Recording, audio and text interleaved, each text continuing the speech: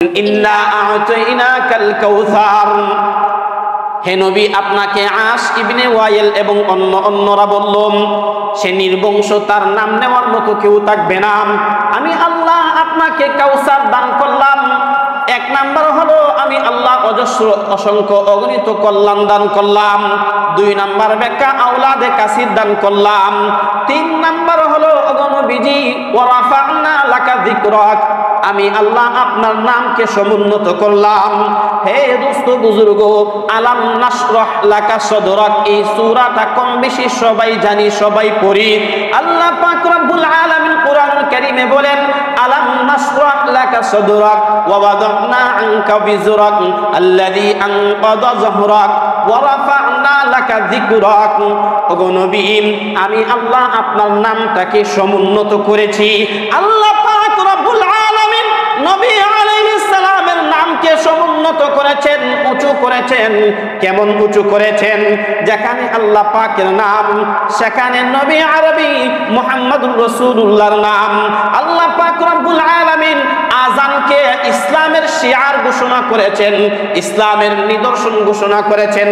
আযানের মধ্যে আল্লাহর নাম, আল্লাহু আকবার, আল্লাহু আকবার। আযানের মধ্যে নবীর নাম, আশহাদু আন্না মুহাম্মাদুর রাসূলুল্লাহ, আশহাদু আন্না মুহাম্মাদুর রাসূলুল্লাহ। যেখানে আল্লাহ পাকের নাম, সেখানে নবীজির নাম। যেখানে আল্লাহ পাকের নাম রয়েছে, আলোচনা রয়েছে, সেখানে নবীর আলোচনা রয়েছে। এই যে আযানের বিষয়টাকে আল্লাহ পাক বিধান করেছেন, এই আযানের বিধানের মাধ্যমেও তামাম বিশ্বে নবীর নামকে সমুন্নত করা হয়েছে। হে দুস্থ বুজুর্গ, বাংলাদেশে ফজরের নামাজের আযান দেওয়া হয় 4:30, 35, কোথাও 4:20, আবার অন্য রাষ্ট্রে দেওয়া হয় একটু আগে একটু পরে। এইভাবে তামাম বিশ্বে, সারা বিশ্বে সময় যেহেতু এক সময় ফজরের সময় হয় না, এক সময় জোহরের হয় না, এক সময় আসরের নামাজের ওয়াক্ত হয় না, একই মুহূর্তে মাগরিবের নামাজের সময় হয় না। সময়ের ভিন্নতা রয়েছে, আযানের সময়ের ভিন্নতাও রয়েছে। এই জন্য নবীর নাম সারা বিশ্বে সব সময় যেমন ভাবে আল্লাহর নাম উচ্চারিত হচ্ছে, তেমন ভাবে মুহাম্মাদুর রাসূলুল্লাহর নাম সারা বিশ্বে উচ্চারিত হচ্ছে। মহিয়ান গরিয়ান রব্বুল ইজ্জত রব্বুল আলামিনের কাছে অসংখ্য অগণিত শুকর সুজুদ, যিনি অত্যন্ত মহব্বত করে, দয়া করে তার ঘর মসজিদে আমাদেরকে সর্বাগ্রে আসার বসার তৌফিক সুযোগ দান করেছেন। এই জন্য কালিমাত শুকরিয়া আদায় করছি, আলহামদুলিল্লাহ। কোরআনুল কারীমের 114টি সূরা থেকে ছোট্ট একটি সূরা, সূরাতুল কাউসার, ইন্না আ'তাইনাকাল কাউসার তেলাওয়াত করা হয়েছে। হাদিস থেকে একানা হাদিসের অংশ পাঠ করা হয়েছে। আয়াত ও হাদিসের সমন্বয়ে নির্ধারিত সময়ের ভিতরে কাউসারের ব্যাখ্যা বিশ্লেষণের উপরে কিঞ্চিত আলোচনা করব। আল্লাহ তাআলা আমাকে ইখলাসের সহিত একনিষ্ঠতার সাথে কথা বলার, সকলকে সহিহ আমলের নিয়তে শোনার তৌফিক দেন। সকলে আমিন বলি। এই সূরা কেন নাজিল হয়েছে, কি কারণে অবতীর্ণ হয়েছে, এই বিষয়টা নিয়ে বিগত জুমায় কিছুটা শুরুর কথা আমরা শুনেছি, শুরুর কথা বলেছি। মূল কারণ ছিল নবীজি সাল্লাল্লাহু আলাইহি ওয়াসাল্লামকে নবীর দুশমন, শত্রুরা, ইসলামের দুশমনরা নবীজিকে আটকুরা তথা নির্বংশ বলে সম্বোধন করত, যে তার আলোচনার প্রয়োজন নাই। সে যখন ইন্তেকাল করবে, সে যখন চলে যাবে, তখন তার নাম নেওয়ার মতোই দুনিয়াতে আর কেউ থাকবে না। এই জন্যই আল্লাহ পাক এই সূরা নাজিল করলেন। সূরাটা নাজিল করে নবীজিকে সান্ত্বনা দিলেন, হে নবী, আমি আল্লাহ আপনাকে কাউসার দান করলাম, কাউসার দিয়েছি। কাউসার দেওয়ার সাথে এই মক্কার কুরাইশদের থেকে বেঈমানদের এই গালি দেওয়ার কি সম্পর্ক, ব্যাখ্যা বিশ্লেষণের মাধ্যমে আমরা বুঝেছি, উপলব্ধি করেছি। কাউসার এর এক মর্ম হলো, আপনাকে আমি দুনিয়া আখেরাতে যত কল্যাণ নিহিত, যত কল্যাণ আছে, খাইরে কাসির, অজস্র অসংখ্য অগণিত কল্যাণ আমি আল্লাহ আপনাকে দান করেছি। এর মর্ম হলো সন্তান দ্বারা সন্তান হলে, সন্তান বড় হলে, ছেলে সন্তান বেঁচে থাকলে যেই উপকার হওয়া যেত, যেই ফায়দা লাভ করা যেত, আমি আল্লাহ আপনাকে কাউসার দেওয়ার মাধ্যমে এর চাইতে আরো বেশি উপকার, এর চাইতে আরো বেশি কল্যাণময় বস্তু দান করেছি। তো কাউসারের এক মর্ম হলো খয়রে কাসির। এক নাম্বার ব্যাখ্যা হলো আমি আপনাকে খয়রে কাসির দান করলাম। দুই নাম্বার ব্যাখ্যা হলো আমি আপনাকে আওলাদে কাসির দান করলাম, বেশি বেশি উম্মত দান করলাম। নবীজির উম্মত বেশি, কি পরিমাণ বেশি, কতটুক বেশি? নবী আলাইহিস সালামের আগে, নবী আরবির আগে প্রায় 2,01,24,000 মতান্তরে 2,24,000 পয়গম্বর অতিবাহিত হয়েছেন, চলে গেছেন।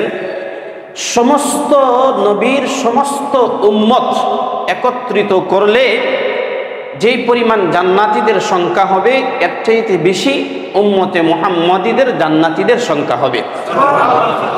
তিরমিজি শরীফের এক হাদিসে বর্ণিত হয়েছে, আল্লাহর নবী সাল্লাল্লাহু আলাইহি ওয়াসাল্লাম বলেন, জান্নাতীদের 120টা কাতার হবে, এর মধ্যে 80টা কাতারই হবে আমার উম্মতের, বাকি থাকে কয়টা? 40টা। আর 40টা হবে অন্যান্য নবীদের উম্মত থেকে। তাহলে জান্নাতীদের মধ্যে সংখ্যা কাদের বেশি? উম্মতে মুহাম্মাদীর বেশি না আগের লোকদের বেশি? উম্মতে মুহাম্মাদীর বেশি। তাহলে আওলাদে কাসির, গত জুমাই বলেছিলাম, রুহানি সন্তান। রুহানি সন্তান উম্মত।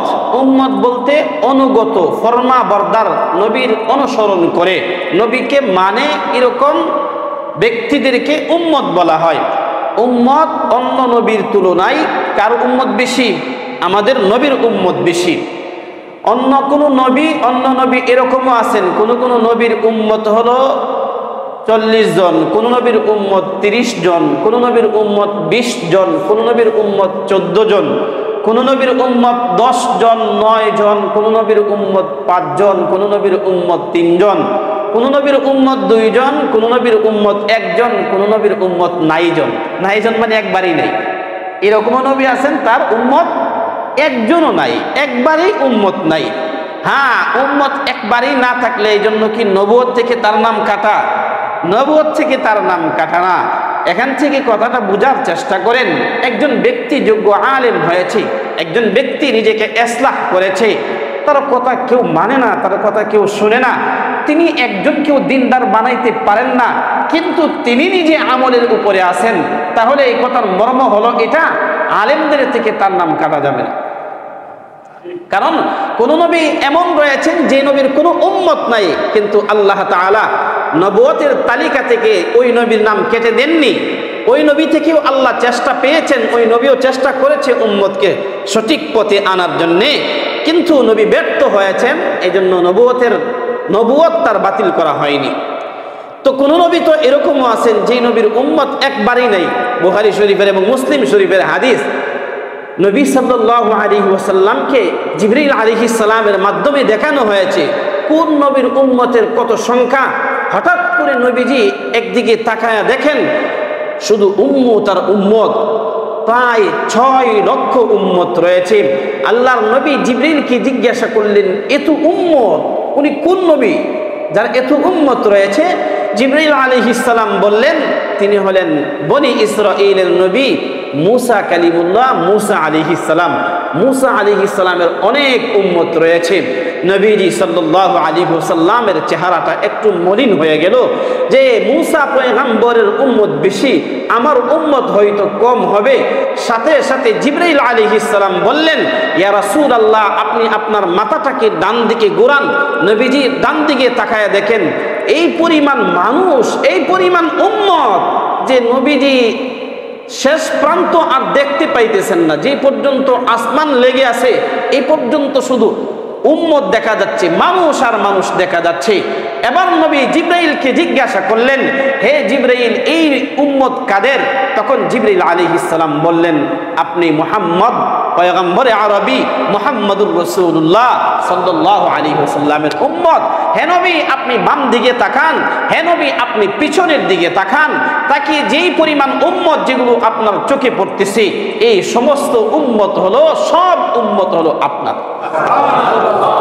তাহলে আল্লাহ আস ইবনে ওয়াইল খলনায়ক বলতে এই আয়াতের শানে নুজুল, যাকে কেন্দ্র করে এই সূরাটা, এই আয়াতটা নাজিল হয়েছে, তার নাম কি?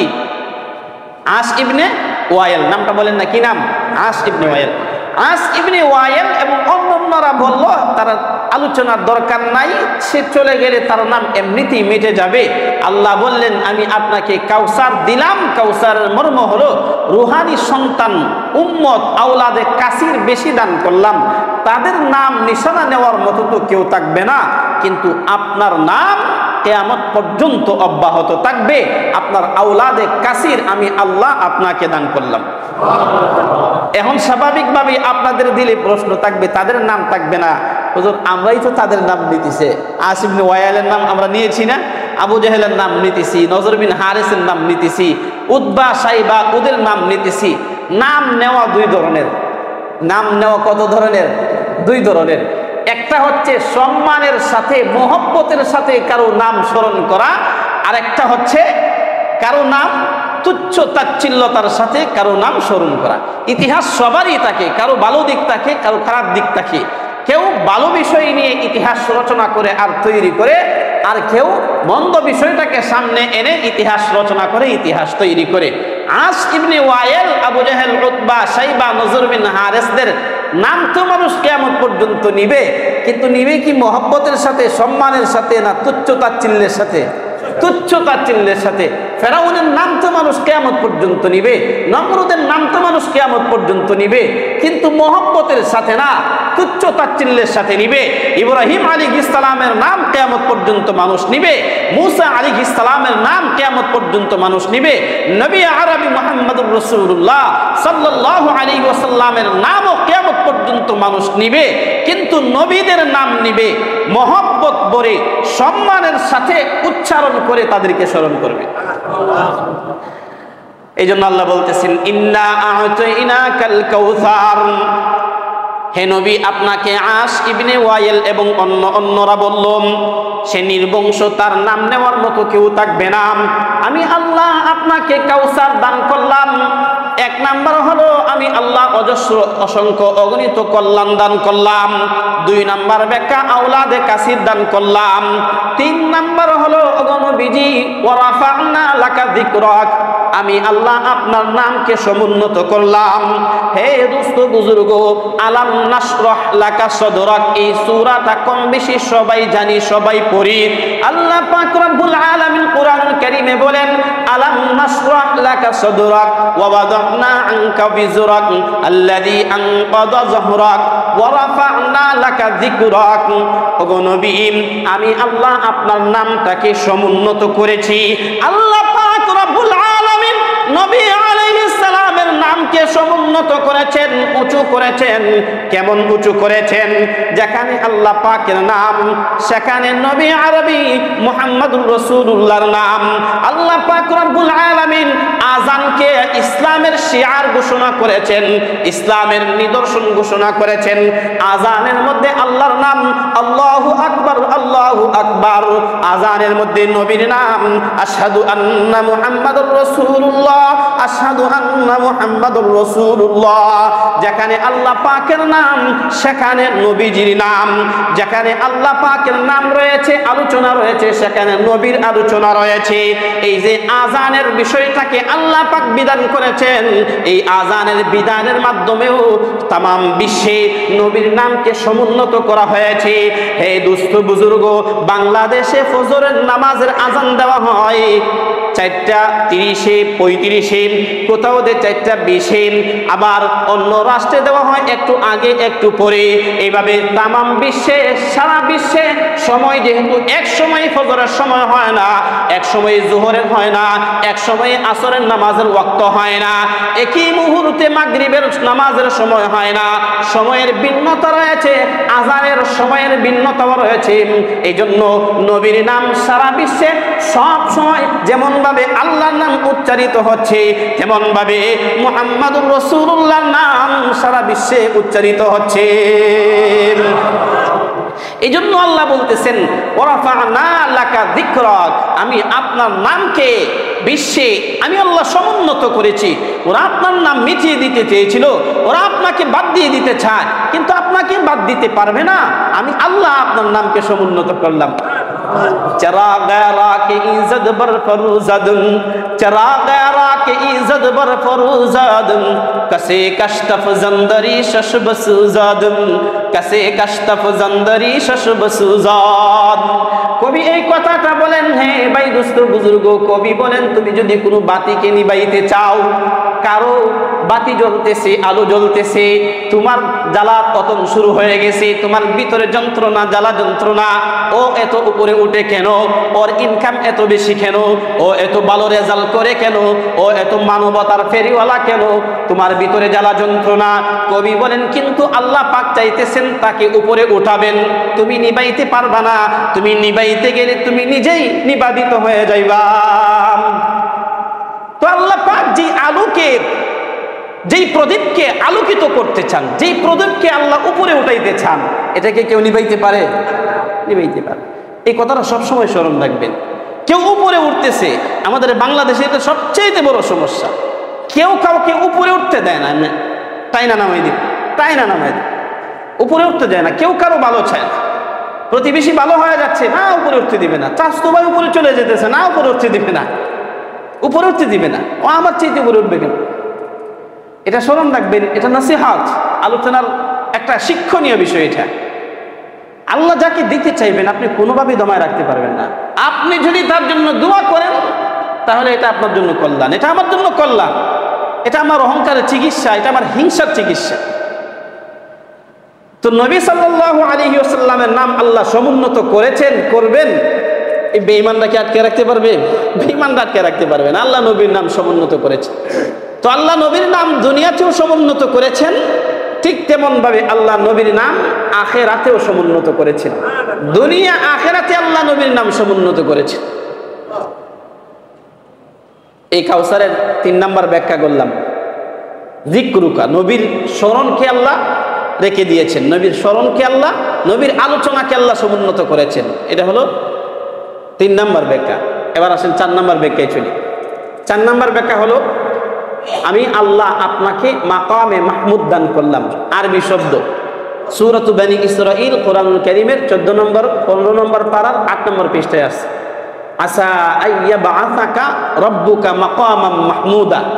হে আল্লাহ, আল্লাহ বলতেছেন হে নবী, আমি আল্লাহ আপনাকে মাকামে মাহমুদ দিলাম। এই মাকামে মাহমুদ এই জিনিসটা কি? এটা কি? এটা একটু লম্বা, দীর্ঘ একটা লম্বা হাদিস বুঝতে হবে। হাদিসে আসছে রাসূলুল্লাহ সাল্লাল্লাহু আলাইহি ওয়াসাল্লাম বলেন, হাসরের ময়দানে সকল মানুষ ঢেউয়ের মতো, তরঙ্গমালা ঢেউয়ের মতো একজন আরেকজনের গায়ে হেলে দুলে পড়বে। মানুষ এই পরিমাণ ভিড়ের মধ্যে থাকবে, আবার এর মধ্যে শাস্তি শুরু হয়ে যাবে, শাস্তিও পাবে। মানুষ যার যার শাস্তির সময়টা যখন শেষ হয়ে আসবে, এগুলো একবারে পুঙ্খানুপুঙ্খানুভাবে আপনারা অতীতে শুনেছেন আমার কাছ থেকে।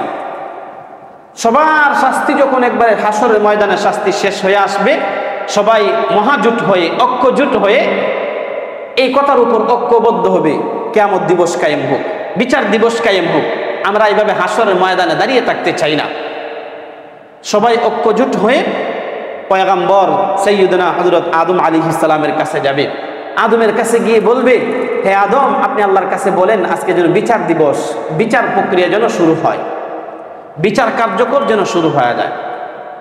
বিচার হওয়ার পরে জান্নাতে যাওয়ার ফয়সালা হলে জান্নাতে যাব, জাহান্নামে যাওয়ার ফয়সালা হলে জাহান্নামে যাব। কিন্তু হাসরের ময়দানের শাস্তি থেকে রেহাই পেতে চাচ্ছি। আদম আলাইহিস সালাম বলবেন, লাস্তু হুনাকুম, এটা আমার পক্ষে সম্ভব না, এটা আমি পারবো না, আল্লাহর কাছে আমি আজকে যাইতে পারবো না। কেউ মনে করবেন না এই কথা যে এই হাদিস তো আরো শুনছি, আজকে আর শোনার দরকার কিনা। শোনেন, আমরা কখনো কখনো এমন হাদিস হয় যে এই হাদিসটা একাধিকবার, কয়েকবার আমরা পড়েছি। এই হাদিসটা, এই লাস্তু হুনাকুম, যে শাফাআতের যে হাদিস বুখারী শরীফে আছে, মুসলিম শরীফে আছে, আবু দাউদ শরীফে আছে, সিহাহ সিত্তার প্রায় সব কিতাবে আছে বলতে গেলে। তো এই কথার মর্ম এটা না যে এই হাদিসটা একবার শুনেছি আর জিন্দগি তার শোনা লাগবে না, এই হাদিসটা একবার পড়েছি জিন্দগি তার পড়া লাগবে না, এই কথার মর্ম এটা না। যদিও শুনেছেন, কিন্তু আজকেও আবার মনোযোগ দিয়ে শুনেন। আদম আলাইহিস সালামের কাছে যাবেন, গিয়ে বলবেন, আপনি আবেদন করেন আল্লাহর কাছে, আল্লাহ যেন আমাদের জন্য আজকে বিচার প্রক্রিয়া শুরু করে দেন। আদম বলবেন, না, এটা আমি পারবো না। কেন পারবো না? কারণ আল্লাহ পাক আমাকে জান্নাতে সৃষ্টি করে রেখেছিলেন আর বলেছিলেন ওই গন্ধমের কাছে যাবে না, বৃক্ষের কাছে যাবে না, ফল ভক্ষণ করবে না। এগুলো কোরআনুল কারীমে আল্লাহ পাক বর্ণনা করেছেন। শয়তান মানুষের আকৃতি ধারণ করে এসে বলল, আল আদুল্লুকুম আলা শাজারাতিল খুল, আমি কি আপনাকে এমন একটা বৃক্ষের সন্ধান, এমন একটা গাছের সন্ধান দিব, যেই গাছের কাছে গেলে, যেই গাছের ফল ভক্ষণ করলে আপনি জান্নাতে চিরস্থায়ী হয়ে থাকবেন। শয়তান কিন্তু মানুষকে সবসময় উল্টাটা বোঝা। আল্লাহ কইছে এই গাছের কাছে যাবেন না, আর শয়তান আইসা কো আল্লাহ যে কথাটা বলছেন এটা আগেকার জন্য ছিল, এখনকার জন্য না। এখন বিধান হইল যদি আপনি ওই গাছের কাছে যান, যদি আপনি স্থায়ীভাবে জান্নাতে থাকতে চান, তাহলে ওই বৃক্ষের কাছে যাইতে হবে, গিয়ে ওই বৃক্ষের ফল ভক্ষণ করতে হবে। আল্লাহ যেটা বলছে শয়তান কি এটাই বলতেছে না এর উল্টাটা? এর উল্টাটা বলতেছে। কিন্তু উল্টা বলার ধরনটা কি? খায়ের খাহি হয়ে, কল্যাণকামী হয়ে, আমি আপনার কল্যাণ চাইতেছি, আমি আপনাকে সঠিক পথ দেখাইতেছি। আপনি যদি জান্নাতে চিরস্থায়ী হতে চান তাহলে আপনি এই বৃক্ষের ফল ভক্ষণ করেন। আদম আলাইহিস সালাম, কেউ কেউ মুফাসসিরিনে কেরাম লেখেন, প্রথম পর্যায়ে হাওয়া আলাইহিস সালাম, সাধারণত নারীদের অন্তর একটু দুর্বল হয়, এই জন্য হাওয়া আলাইহিস সালামের কাছে গিয়ে তাকে এই দুঃখায় ফেললেন। হাওয়া আলাইহিস সালাম এই ফল ভক্ষণ করলেন, পরে আদম আলাইহিস সালামও ফল ভক্ষণ করলেন। ফল ভক্ষণ করার সাথে সাথে জান্নাতি পোশাক তাদের শরীর থেকে একবারে সরে গেল। তখন নিজেদেরকে অন্য কোনো আবরণ দিয়ে, অন্য কোনো কিছু দিয়ে নিজেদের লজ্জাস্থানকে ওনারা ডেকে নিয়েছেন। এগুলো কোরআনুল কারীমের কথা। এই ভুলের কারণে হযরতে আদম আলাইহিস সালাম দুনিয়ায় আগমন করলেন, দুনিয়ায় আসলেন। এই জন্য স্মরণ রাখবেন, আউয়ালুন নাসিন, প্রথম মানুষ, প্রথম ভুলের স্বীকারোক্তি, প্রথম তিনি দুনিয়াতে ভুল করেছেন, ভুল করার মাধ্যমেই তিনি দুনিয়াতে আসছেন। সুতরাং মানুষ বলতেই ভুল করবে, মানুষ বলতে কি করবে? ভুল করবে। মানুষ ভুলের ঊর্ধ্বে হতে পারে না, মানুষের ভুল থাকবেই। কেউ যদি মনে করে আমার জীবন পারফেক্ট, আমার কথা পারফেক্ট, আমার চলাফেরা পারফেক্ট, আমার সবকিছু পারফেক্ট, সবকিছুকে পারফেক্ট মনে করাটাও ভুল, সবকিছুকে পারফেক্ট মনে করাটাও ভুল। আদম আলাইহিস সালাম ভুল করে ফল ভক্ষণ করলেন, দুনিয়ায় আগমন করলেন, এর মাধ্যমে আল্লাহ দুনিয়াতে মানুষ বিস্তৃত করলেন। এবার হাসরের ময়দানে আদমের কাছে গিয়ে বলবে, হে আদম পয়গম্বর, আপনি আল্লাহর কাছে বলেন আল্লাহ যেন বিচার প্রক্রিয়াটা শুরু করে দেন। আদম আলাইহিস সালাম বলবে, আমি যাব না, কারণ এই মুহূর্তে আল্লাহর কাহ্হার, রাগান্বিত একটা সিফত আল্লাহর রয়েছে। আল্লাহ গুসান, আল্লাহর রাগ রয়েছে, ক্রোধান্বিত এমন একটা সিফত আল্লাহর আছে। এই সিফতের মধ্যে আজকে জোশ আসছে। এই মুহূর্তে যদি আমি রবের কাছে গিয়া দাঁড়াই, আর রব যদি আমাকে বলে, হে আদম, আমি জান্নাতে রেখে আপনাকে বলেছিলাম এই বৃক্ষের কাছে যাবেন না, আপনি বৃক্ষের কাছে কেন গিয়েছিলেন? আমি আল্লাহর কাছে জবাব দিতে পারবো না।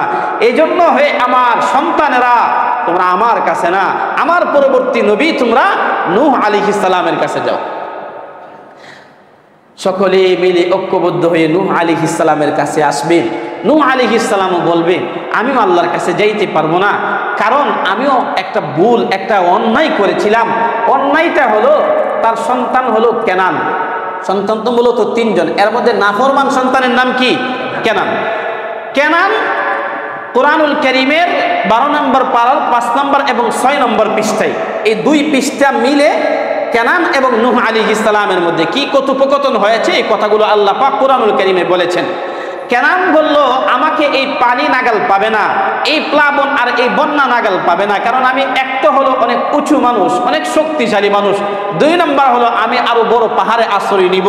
আর হযরত নূহ আলাইহিস সালাম আল্লাহর কাছে বলতেছেন, হে আল্লাহ, ইন্নাহু লাইসা মিন, হে আল্লাহ, সে আমার আহালের অন্তর্ভুক্ত, সে আমার পরিবারের সদস্য, আল্লাহ তাকে বাঁচান, তাকে হেদায়েত দেন, তাকে বাঁচান।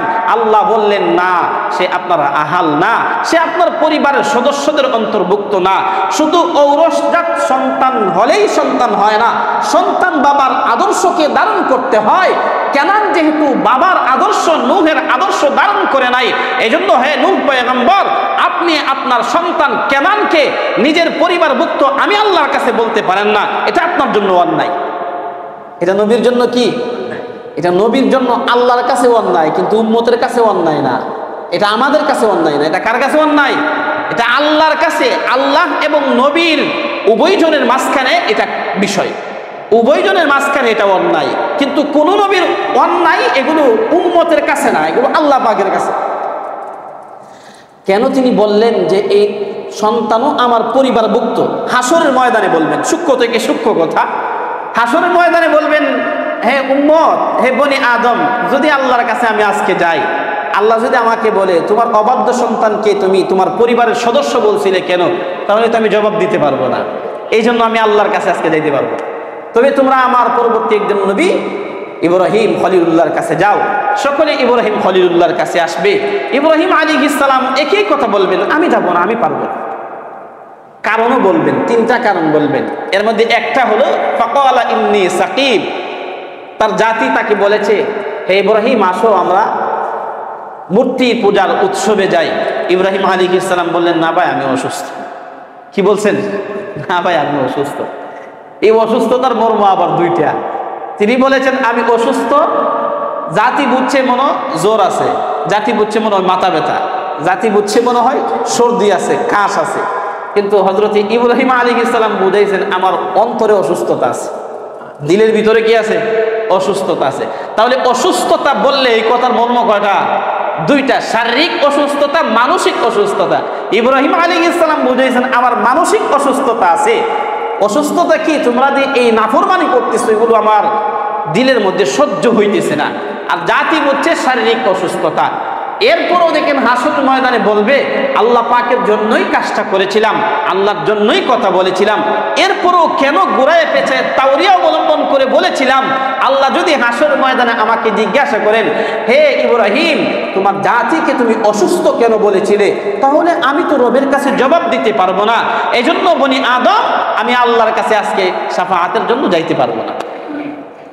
তিনি তিনটা কারণ বলবেন, একটা কারণ আজকে আপনাদেরকে শোনাইলাম। এরপরে তিনি বলবেন তোমরা আমার পরবর্তী নবী হযরত মূসা আলাইহিস সালামের কাছে যাও। কার কাছে পাঠাবে? মূসা আলাইহিস সালামের কাছে। হাদিসটা এমন ভাবে শুনেন যেন আপনার চিরদিন মনে থাকে। মজার হাদিস এবং একাধিক সূত্রে বর্ণিত হাদিস।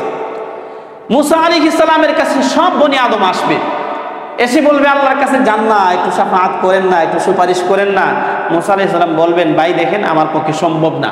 কেন সম্ভব না? তা আমিও একটা অন্যায় করেছিলাম, আল্লাহর কাছে অন্যায় করেছিলাম। অন্যায়টা হলো আমি একদিন শহরে বের হলাম, শহরে বের হয়ে দেখি দুইজন লোকে ঝগড়া করতেছে। একজন হলো ফেরাউনের দলভুক্ত লোক, আর একজন হলো মূসা আলাইহিস সালামের দলভুক্ত লোক। মূসা আলাইহিস সালাম তো ওই শহরে এমনিতে নির্যাতিত আর নিপীড়িত ছিলেন। মূসা আলাইহিস সালামের দলভুক্ত লোকটা মূসাকে দেখা, নেতাকে দেখলে তো কর্মীর গায়ে শক্তি যোগায়, এটাই তো স্বাভাবিক। তো নেতা মূসা আলাইহিস সালাম তো হলেন অনুসরণীয় ব্যক্তি, নেতা, মুসলমানদের নেতা। এই জন্য অনুসরণীয় ব্যক্তি যে তার দিলের ভিতরে শক্তি আছে। এবার সে সাহস করে বলতেছে, হে আল্লাহর পয়গম্বর, এই ফেরাউনের এই লোকটা, ফেরাউনের বোর্ডিং এর এই বাবুচ্চিটা আমার উপরে অনর্থক জুলুম করতেছে, আপনি আমাকে রক্ষা করেন। মূসা আলাইহিস সালাম ছিলেন একটু স্বভাবগত দিক থেকে কঠোর মেজাজের। কোনো মানুষটাকে দেখবেন রাগটা একটুতেই মানে একটু এদিক সেদিক হইলে রাগ উঠে যায়, এটা আল্লাহ প্রদত্ত। মূসা আলাইহিস সালাম ওই স্বভাবের ছিলেন। এই কথা শোনার সাথে সাথে মূসা আলাইহিস সালামের রাগ উঠে গেছে। বাস, আবার দলও নাফরমানের দল, কাফেরের দল, বেঈমানের দল। এই জন্য ঘোষা একটা দিছে। আল্লাহ বলতেছেন, ফাদাখালাল মাদিনাতা আলা হিন গাফলাতিন মিন আহলিহা ফাওয়াজাদা ফিহা রাজুলাইনি ইয়াকতাতিলান হাযা মিন শিআতিহি ওয়া হাযা মিন আদুবি ফাওয়াকাযাহু মূসা। আল্লাহ বলতেছেন মূসা মানে ভালো করে টাইসা একটা ঘোষা দিছে। ঘোষা খাওয়ার সাথে সাথে এই কিপ্তি ফেরাউনের দলভুক্ত লোক সে জাগাতে মারা গেছে। এবার মূসা আলাইহিস সালাম ফাওয়াকাযাহু মূসা ফাকাদা আলাইহি ক্বালা হাযা মিন আমালি শাইতান। আল্লাহ, আমি যে ঘোষা দিছি আমি তো তারে মারার উদ্দেশ্যে, হত্যা করার উদ্দেশ্যে ঘোষা দেইনি। এই ঘোষা তো হলো ঝগড়া মিটমাট করার ঘোষা। গোসাটা দিয়েছিলাম, সে অন্যায় করতেছে, অন্যায়ের প্রতিবাদ তো মারা উদ্দেশ্য ছিল না। আল্লাহ অন্যায়ের প্রতিবাদ করতে গিয়ে মারা গেছে, তাহলে এটা তো শয়তানের আমল হয়ে গেছে। ক্বালা হাযা মিন আমালিশ শাইতান, আল্লাহ এটা শয়তানের কাজ, এটা আমি করতে চাই নাই, শয়তানের তরফ থেকে হয়ে গেছে। আল্লাহ বলেন, যান পয়গম্বর, আমি আল্লাহ আপনাকে মাফ করে দিলাম। কুরআনুল কারীমের 20 নম্বর পারা 6 নম্বর পৃষ্ঠা সূরাতুল কসাসের আয়াত। এরপরও হাসরের ময়দানে হযরত মুসা কালিমুল্লাহ বলবেন, আমি আল্লাহর কাছে যাব না, কারণ যদি আল্লাহ বলে তুই ওই কাফের কীর্তিটারে হত্যা করছিলে কেন, আপনি হত্যা করছিলেন কেন, আমি কি জবাব দিব?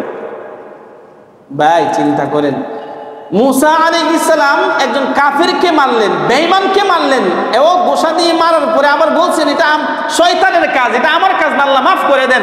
আল্লাহ দুনিয়াতে জানাইছে মাফ করে দিলাম, এরপরে হাসরের ময়দানে ভয় পায় আর আল্লাহর কাছে যাবে না। আপনি আর আমি কত বড় ইমানদার, আল্লাহ মানুষ মারি এরপরে আবার বাহাদুরি করেছে। আপনি আর আমি কত বড় ইমানদার, কত বড় মুত্তাকি, মানুষের উপর জুলুম নির্যাতন করি, এরপর আবার নিজেকে মুমিন দাবি করি, এরপর আবার ভাবি যে আমি নাজাত পেয়ে যাব। চিন্তা করি কিভাবে ভাই, চিন্তায় আসে কিভাবে? আপনি এখানে গবেষণা করেন না কেন? মুসা আলাইহিস সালাম নবী একজন, মারছে কি মুসলমান না কাফের? কাফের মারছে। আল্লাহর কাছে তওবা করছে, আল্লাহর কাছে বলছে আল্লাহ এটা শয়তানের কাজ, আমার কাজ না। আল্লাহ বলছেন জান মাফ করে দিলাম, এরপরে হাসরের ময়দানে ভয় পেয়ে আল্লাহর কাছে যাবে না। আর আপনি আর আমি অনর্থক মুসলমানের হক নষ্ট করলাম, প্রতিবেশীর হক নষ্ট করলাম, মুসলমানদের ঈমানের খলল পয়দা করলাম, ঈমান আমল হরণ করলাম, আবার মুসলমানও দাবি করি, আবার নিজে জান্নাতে যাবো এই কথাও দাবি করি। চিন্তা করেন কিভাবে? আল্লাহ পাক সব ভাইকে বোঝার তৌফিক দেন, সকলে আমিন বলি। এবার মুসা আলাইহিস সালাম বলবে, ওটা আমি পারবো না, আপনারা আমার পরবর্তী নবীর কাছে যান, আমার পরবর্তী নবী ঈসা আলাইহিস সালামের কাছে যান। সবাই ঈসা আলাইহিস সালামের কাছে আসবে। ঈসা আলাইহিস সালাম বলবে, আমিও আল্লাহর কাছে আজকে শাফাআত করতে পারবো না। কেন পারবো না? আমারও অনেক ভুল ভ্রান্তি আছে, এর মধ্যে একটা ভুল ভ্রান্তি হলো আমার ইন্তিকালের পরে আমার একদল অনুসারীরা, তার অনুসারী কারা? দাবিদার বর্তমান বিশ্বে ইহুদি নাসারারা, খ্রিস্টানরা। আমার একদল ভ্রান্ত অনুসারীরা আমাকে আল্লাহর পুত্র বলেছে। তা এখানে এই কথাটা একটু বুঝেন, নাসারাদের মধ্যে 3টা দল, খ্রিস্টানদের মধ্যে 3টা দল আছে। বর্তমানে সারা বিশ্বে যত খ্রিস্টান আছে, এই খ্রিস্টানদের পারস্পরিক 3টা মতভেদ আছে। একদল বলতেছে আল্লাহ হলেন 3 জন, একজন হলেন স্বয়ং আল্লাহ, একজন হলেন মারিয়াম, একজন হলেন মারিয়ামের পুত্র ঈসা। নাউজুবিল্লাহ বলবেন না? এই আকীদা পোষণ করলে কেউ জীবনে ঈমানদার হতে পারবে? আল্লাহ জাতের সাথে শরীক হয়। আরেক দল বলতেছে ঈসা আলাইহিস সালাম হলেন স্বয়ং আল্লাহর পুত্র। একদল কি বলে? আল্লাহ হলেন 3 জনের নাম, একজন হলেন আল্লাহ, একজন ঈসা, একজন হলেন মারিয়াম। এরা ঈসা বলে না, এরা যিশু খ্রিস্ট বলে। এই 3 জন হলেন আল্লাহ। আরেক দল বলে আল্লাহ হলেন একজন, আল্লাহর স্ত্রী হলেন মারিয়াম, আর আল্লাহর পুত্র হলেন ঈসা। আল্লাহ কি জন্ম দেয়? সূরা ইখলাসের মধ্যে আল্লাহ বলতেছেন, লাম ইয়ালিদ ওয়া লাম ইউলাদ ওয়া লাম ইয়াকুল লাহু কুফুয়ান আহাদ। তিনি জন্ম দেননি, কারো থেকে জন্ম হননি, তার সমকক্ষ কেহ হতে পারে না। তিনি জন্ম দেননি, কখনো দিবেনও না, কেউ তার সমকক্ষ অতীতেও ছিল না, ভবিষ্যতেও হতে পারবে না। তো হযরত ঈসা আলাইহিস সালাম হাসরের ময়দানে সবাইকে বলবে, আমার ইন্তিকালের পর, আমার চলে আসার পর দাবি করতো আমার অনুসরণ করে, কিন্তু ওরা এই দাবি তো বন্ড, এই দাবি তো বিভ্রান্ত, ওরা বন্ড অনুসারী, ওরা বিভ্রান্ত অনুসারীরা কেন আমাকে আল্লাহর পুত্র বলেছে, কেন আমাকে আল্লাহর 3 জনের একজন বলেছে, 3 খোদার 1 খোদা বলেছে। এখন যদি রব আমাকে জিজ্ঞাসা করে, হে ঈসা আজকে শাফাআতের দাবি নিয়ে আসছেন, আপনি আবেদনের জন্য আসছেন, আপনার ইন্তিকালের পর একদল গুমরাহ আর ভ্রান্ত লোকেরা আপনাকে আমি আল্লাহর পর্যায়ে বসাইছে, আপনাকে আমি আল্লাহর পুত্র বলে দাবি করেছে। কেন করেছে? যদি আল্লাহ এই প্রশ্ন করেন তাহলে আমি তো জবাব দিতে পারবো না, এই জন্য আমি রবের কাছে আজকে শাফাআত নিয়ে যাইতে পারবো না। এখন আপনারা বলেন সবাই তো কম বেশি বুঝেন। আপনাদের দিলের ভিতরে প্রশ্ন, ঈসা আলাইহিস সালামের ইন্তেকালের পরে একদল লোক তাকে আল্লাহর সমপর্যায়ে নিয়ে গেছে, একদল লোক তাকে আল্লাহর বেটা বলেছে, আল্লাহর ছেলে বলেছে, সন্তান বলেছে। এই জন্য কি ঈসা আলাইহিস সালামের কোনো দোষ আছে? কথা বলেন, ঈসার দোষ আছে? ঈসা আলাইহিস সালামের তো কোনো দোষ নাই। তাহলে তিনি এই কথা বলবেন কেন? নবীর হাদিসে আসছে কোনো না, বলবেন কেন? এই কারণ মুহাদ্দিসিনে কেরাম লিখেছেন, এই কথা বলবেন এই জন্য আসলে আল্লাহর ভয়ে আল্লাহর সামনে গিয়ে দাঁড়াইতে চাচ্ছেন না, যাইতে চান না, কিন্তু বনি আদমকে মানুষ তো বিদায় করতে হবে, বিদায় করার জন্য একটা যুক্তি দাঁড় করায় বলবেন আমি যাইতে পারবো না, তোমরা এর পরবর্তী নবী, সর্বশেষ নবী আখিরুজ জামান মুহাম্মদুর রাসূলুল্লাহ সাল্লাল্লাহু আলাইহি ওয়াসাল্লামের কাছে যাও। হ্যাঁ, ঈসা আলাইহিস সালাম এই কথাটাও বলবেন, ঘোরাগাড়ি করে লাভ নাই, হাসরের ময়দানে এখানে সেখানে ওই জায়গায় সেই জায়গায় গিয়ে আর লাভ নেই। একমাত্র শেষ ঠিকানা আমি তোমাদেরকে বলে দিলাম, শেষ ঠিকানার নাম হলো মুহাম্মদুর রাসূলুল্লাহ সাল্লাল্লাহু আলাইহি ওয়াসাল্লামের কাছে যাও। ভাই, হাসরের ময়দানে আপনি আর আমি নবীর অনুসরণ করি, যেমন ভাবে আপনি আর আমি যাব, ঠিক তেমন ভাবে যারা নবীর চরিত্রের উপরে কলঙ্কের দাগ লেপন করে ওরাও হাসরের ময়দানে নবীর কাছে আসবে, যারা নবীকে গালি দেয় তারাও নবীর কাছে আসবে, পৃথিবীর সকল মানুষ নবীর কাছে আসবে। নবীর কাছে এসে বলবে, আপনি পয়গম্বরে আরবি মুহাম্মদুর রাসূলুল্লাহ, আপনি আল্লাহর কাছে আবেদন করেন, আল্লাহ যেন আজকে বিচার প্রক্রিয়া শুরু করে দেন। আল্লাহর নবী সাল্লাল্লাহু আলাইহি ওয়াসাল্লাম বলবেন, হ্যাঁ আমি আল্লাহর কাছে আজকে আবেদন করব, আমি আল্লাহর কাছে আজকে শাফাআত আর সুপারিশ করব। তিনি সুপারিশ করার জন্য একটা জায়গায় যাবেন, এজলাসে যাবেন, যেটাই গিয়ে নবীজি বসবেন, ওই জায়গাটার নাম হলো মাকামে মাহমুদ। এই কথাটা বোঝানোর জন্য এতগুলো কথা বললাম। তিনি যে আবেদন করবেন, শাফাআত করবেন, যেই জায়গায় যাবেন, যেই জায়গায় গিয়ে সাজদায় পড়বেন, আল্লাহর নবী সাল্লাল্লাহু আলাইহি ওয়াসাল্লাম বলেন, ওই জায়গায় যাব আমি, জায়গার নাম হলো মাকামে মাহমুদ, প্রশংসার জায়গা, যেখানে দাঁড়ায়া আল্লাহ পাক, আল্লাহর নবী সাল্লাল্লাহু আলাইহি ওয়াসাল্লাম আল্লাহ পাকের প্রশংসা করবেন, আল্লাহর গুণ কীর্তন করবেন। ওই জায়গাটাকে মাকামে মাহমুদ বলা হয়েছে। আল্লাহর নবী সাল্লাল্লাহু আলাইহি ওয়াসাল্লাম সেখানে যাবেন, সেখানে গিয়ে সেজদায় পড়বেন, সেজদায় পড়ে কাঁদবেন, আল্লাহর প্রশংসা করে কাঁদবেন। এই জন্য দুস্থ বুজুর্গ, আল্লাহ পাকের প্রশংসা আল্লাহ খুব পছন্দ করেন, আল্লাহর প্রশংসা আল্লাহ খুব পছন্দ করেন। আপনি মানুষ বলতেই, দুনিয়াতে মানুষ বলতেই প্রশংসা করবেন, যথাযথ প্রশংসা, বেশি করলে তো আবার সমস্যা। যথাযথ প্রশংসা করবেন, দেখবেন খুব খুশি, যেই হোক, একবারে সুইপার থেকে নিয়ে রাষ্ট্রপ্রধান পর্যন্ত যেই হোক, আপনি প্রশংসা করবেন, দেখবেন তিনি খুব খুশি। মানুষ প্রশংসা পছন্দ করে, হামদ সানা আল্লাহ পাক রব্বুল আলামিন পছন্দ করেন। আল্লাহ পাক হামদ সানা পছন্দ করেন, প্রশংসা পছন্দ করেন। নবীজি মাকামে মাহমুদ নামক স্থানে গিয়ে কাঁদবেন আল্লাহর কাছে, সেজদায় পড়ে আল্লাহর প্রশংসা করবেন। কোন বাক্য দিয়ে প্রশংসা করবেন, কোন শব্দ দিয়ে প্রশংসা করবেন? আল্লাহর নবী সাল্লাল্লাহু আলাইহি ওয়াসাল্লাম ওই হাদিসে বলেন, এই শব্দগুলো এখন আমার মেধায়, এখন আমার অন্তরে নাই, কিন্তু আল্লাহ পাক রব্বুল আলামিন হাসরের ময়দানে আমার অন্তরে ঢেলে দিবেন। এমন এমন শব্দ বলবেন, যেই শব্দ বলার কারণে মহান আল্লাহর কুদরতি দিল ঠান্ডা হয়ে যাবে। এবার আল্লাহ বলবেন, ইরফা রাসাকা ইয়া মুহাম্মদ কুলতু ইসমা ইশফা তুশফা সাল তুতা। ওগো নবী, আপনি মাথা উঠান, যা কিছু বলার আছে বলেন, যা কিছু আবেদন করার আছে আবেদন করেন। আমি আল্লাহ আজকে আশ্বাসিত করলাম, আজকে আপনি যা বলবেন আমি আল্লাহ আপনার সব কথা মঞ্জুর করে নিব, সব কথা মঞ্জুর। নবী বলেন আপনার কি বলার আছে। নবী বলবেন, ওগো আল্লাহ, বিচার প্রক্রিয়াটা শুরু করেন। বিচার প্রক্রিয়া শুরু হবে। আল্লাহ নবী সাল্লাল্লাহু আলাইহি ওয়াসাল্লাম বলবেন, হে আল্লাহ, এখানে যেমন ভাবে ফেরাউন দাঁড়ায় আছে, নমরুদ দাঁড়ায় আছে, আমার উম্মত আবু বকর দাঁড়ায় আছে, আমার উম্মত উমর দাঁড়ায় আছে, আমার উম্মত উসমান দাঁড়ায় আছে, আমার উম্মত আলী দাঁড়ায় আছেন, ওগো আল্লাহ আজকে আপনি বিচার প্রক্রিয়া শুরু করেন। নবীর আবেদনের ভিত্তিতে আল্লাহ বিচার প্রক্রিয়া শুরু করবেন, বিচার কার্যক্রম হবে। নবী সাল্লাল্লাহু আলাইহি ওয়াসাল্লাম ওই স্থানে থাকবেন। নবীজি ওই স্থানে একবার যাবেন আরেকবার আসবেন, একবার যাবেন আরেকবার আসবেন। হাদিসে পাকে বর্ণিত হয়েছে নবী সাল্লাল্লাহু আলাইহি ওয়াসাল্লাম যখন বিচার প্রক্রিয়া শেষ হয়ে যাবে, জান্নাতীরা জান্নাতে, জাহান্নামীরা জাহান্নামে, তখন নবী ওই সেজদার স্থানে গিয়ে কাঁদবেন আর বলবেন, হে আল্লাহ, আমার অনেক উম্মত এখনো জাহান্নামের ভিতরে রয়ে গেছে। আল্লাহ পাক রব্বুল আলামিন বলবেন, ফাআখরিজ মান কানা ফি কলবিহি।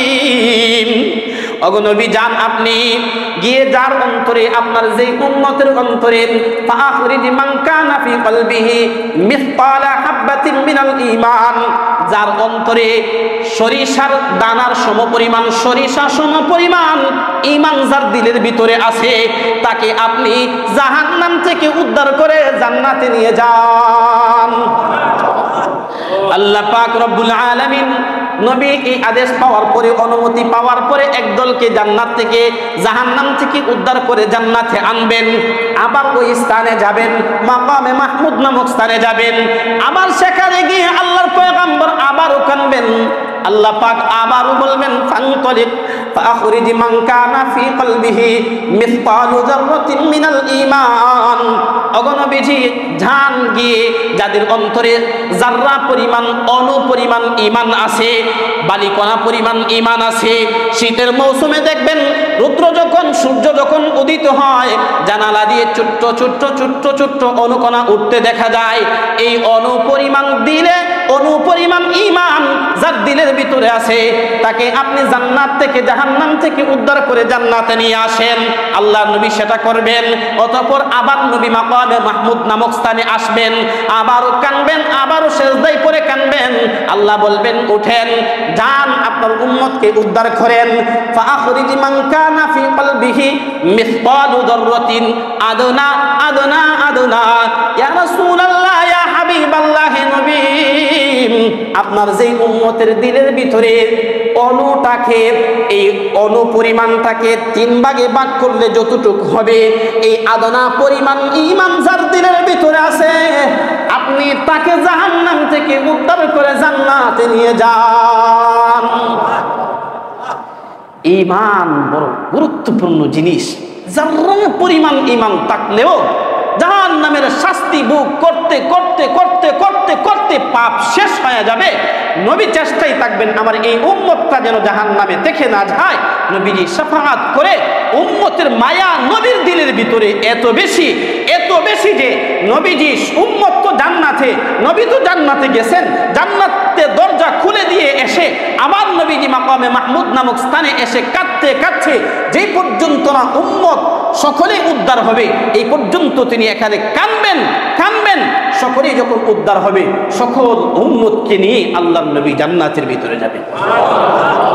কিন্তু যেই জায়গায় দাঁড়ায় উম্মতের জন্য কাঁদবেন, ওই জায়গার নাম হলো মাকামে মাহমুদ। এই আস ইবনে ওয়াইল আর মক্কার কুরাইশ বেঈমানদের কথার জবাবে, গালির জবাবে, আত্মরা নির্বংশ, বংশহীন এই কথার জবাবগুলোতে আল্লাহ পাক বললেন, হে নবী, আমি আল্লাহ আপনাকে কাউসার দিলাম, আমি আল্লাহ আপনাকে মাকামে মাহমুদ দিলাম, আমি আল্লাহ আপনার নামকে দুনিয়াতেও সমুন্নত করলাম, আখিরাতের জিন্দেগিতেও সমুন্নত করলাম। আস ইবনে ওয়াইল, আবু জাহল, উতবা, শাইবা, নজর বিন হারিসরাও হাসনের ময়দানে এই শাফাআতে কুবরার জন্য, বড় আবেদনের জন্য আপনার শরণাপন্ন হবে। তাহলে ওরা বলেছিল নবীর নাম মিশে যাবে, আসলে কি নবীর নাম মিশে গেছে? দুনিয়াতেও মিশবে না, পরকালেও নবীর নাম মিশবে না। আল্লাহ এই কথাটাই বুঝালেন, ইন্না আ'তাইনা কাল কাউসার, আমি আপনাকে কাউসার দিলাম, আমি আপনাকে মাকামে মাহমুদ দিলাম। কয়টা ব্যাখ্যা বললাম এই পর্যন্ত? 1 নাম্বার খয়রা কাসির, 2 নাম্বার আওলাদে কাসির, 3 নাম্বার ওয়ারাফা'না লাকা যিকরাক, 4 নাম্বার হলো আমি আপনাকে মাকামে মাহমুদ দান করলাম। আরো কয়েকটা বলবো ইনশাআল্লাহ আগামী জুমায়। আজকে যে কথাগুলো বললাম, এই কথাগুলোর উপরে আল্লাহ আমাদের সবাইকে আমলের তৌফিক দান করেন। সকলে বলি আমিন। ওয়া আখিরু দাওয়ানা আলহামদুলিল্লাহি রাব্বিল আলামিন।